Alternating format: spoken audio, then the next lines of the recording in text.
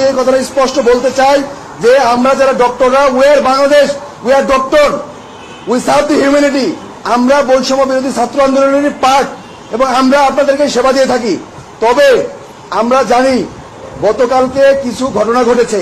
প্রথম ঘটনা, আমাদের নিউরোসার্জারি বিভাগের একজন রেসিডেন্ট, সে রুগীকে অপারেশন করার জন্য অপারেশন থিয়েটারে যায় এবং সেখান থেকে রুগীর লোক তাকে বের করে তার উপরে ধস্তাধস্তি করে, তাকে মারে এবং তাকে সেভ করার জন্য আমাদের আরেক ডক্টর ওখানে যান এবং যাওয়ার পরে তাকে আক্রমণ করে অতর্কিত হবে এবং তার কলার ধরে 208 নম্বর অপারেশন থিয়েটারের সামনে থেকে ডিরেক্টর স্যারের রুমের সামনে নিয়ে আসে 200 থেকে 300 মিটার মারতে মারতে, এবং এখানে নিয়ে এসে তারা ক্ষান্ত হয় নাই। ডিরেক্টর স্যারের রুমের সামনে যে পিএ আছে সেই চেয়ারে বসেছিলেন এবং এই পিএর চেয়ারে তার উপরে আক্রমণ করা হয়।